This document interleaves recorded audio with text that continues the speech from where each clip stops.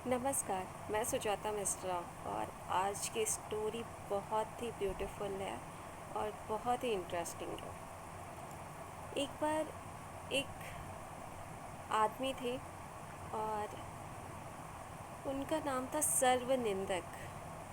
सर्वनिंदक जैसा उनका नाम था वैसा ही उनका काम था। मतलब ऐसा कोई व्यक्ति नहीं था जिसकी उन्होंने निंदा ना की हो अगर वो उनके सामने आ जाए। निंदा करने में वो इतने निपुण हो चुके थे कि कैसा भी कोई भी कुछ भी कैसा भी कुछ काम कर रहा हो वो उसकी निंदा किए बगैर रह ही नहीं सकते थे। अगर कोई व्यक्ति पूजन कर रहा हो तो वो कहते थे कि ये काम से भागने के लिए पूजन कर रहा है, और अगर कोई नहीं कर रहा हो तो वो कहते थे कि ये नास्तिक है, इससे तो पूजन पाठ का बिल्कुल भी ख्याल नहीं है। इसी तरह हर किसी की निंदा करना ही उनका काम हो गया था। कोई पढ़ रहा हो तो वो कहते थे कि ये पढ़ रहा है, इसे और किसी का ख्याल नहीं है। और अगर कोई ना पढ़ रहा हो तो उसकी आलोचना तो वैसे ही होती थी कि ये तो किसी काम का नहीं है, इसे पढ़ाई भी नहीं करती है। कोई काम कर रहा हो तो वो उसे कहते थे कि इसके पास जो है ज़रा सी भी बुद्धि नहीं है, ये गधे की तरह हमेशा दिन भर काम करता रहता है। और इसी तरह अगर कोई काम ना कर रहा हो तो वही कहते थे कि इसका तो जन्म ही निरर्थक है, इसको बस खाने से मतलब है और इसको बिल्कुल भी काम नहीं करना पड़े, बस यही चाहता है। तो इस तरह सर्वनिंदक जी महान थे। उनका जैसा नाम था वो वैसा ही काम करते थे, सर्वनिंदक सर्व आलोचना ही करते थे। अब उनके इस अवगुण कहा जाए उसकी वजह से उनका काफ़ी नाम हो गया। इस अवगुण की वजह से उनकी ख्याति होने लगी, काफ़ी नाम होने लगा और उनका नाम इतना फैला कि नारद जी तक चला गया उनका नाम। और नारद जी के पास जब उनकी ख्याति पहुंची तो उन्होंने सोचा कि क्यों ना ये बात भगवान विष्णु तक पहुंचाई जाए।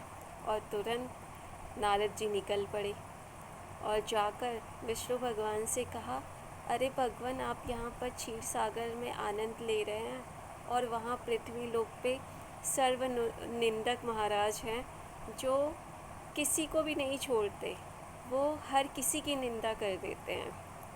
विष्णु भगवान जी ने जब ये सुना तो उन्होंने कहा, अच्छा ऐसी बात है तो आप एक काम कीजिएगा, आप उन्हें हमारे घर पे लेके आइए, आप उनको खाने पर निमंत्रण दीजिए। उन्हें बोलिएगा कि आज बैकुंठ में उनके लिए महालक्ष्मी जी अपने हाथों से खाना बनाएंगी, तो उनका निमंत्रण है आज।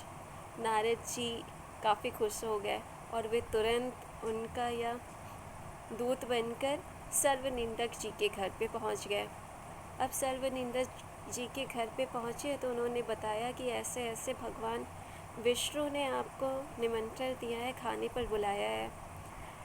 और वे वहाँ पर उनको साथ ही लेकर उनको उसी समय वहाँ पे विष्णु भगवान के पास पहुँच गए बिना किसी विघ्न बाधा के।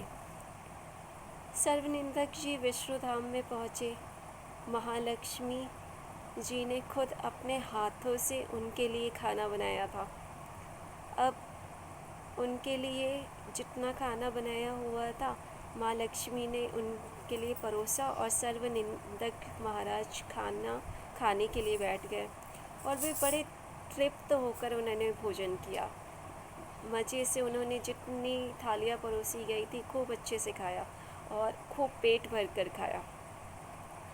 अब नारद जी से रहा नहीं गया। वैसे तो सबको पता चल गया था कि उन्हें खाना बहुत पसंद आया है, लेकिन जब नारद जी से रहा नहीं गया तो उन्होंने सर्वनिंदक जी से पूछ ही लिया कि सर्वनिंदक जी बताइए ये भोजन कैसा बना है।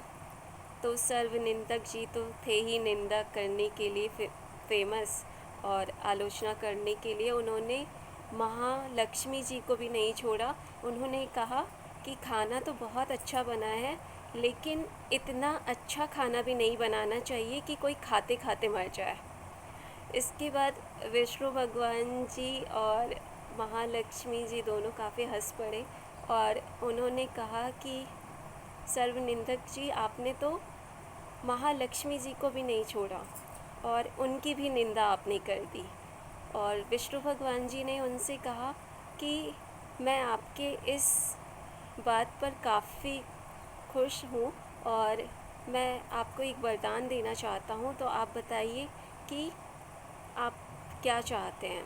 तब सर्वनिंदक जी ने कहा कि मैं सिर्फ़ यही चाहता हूँ कि मैं और मेरी आने वाली अन्य प्रजाति इसी तरह फलते फूलते रहें और सबकी निंदा करते रहें।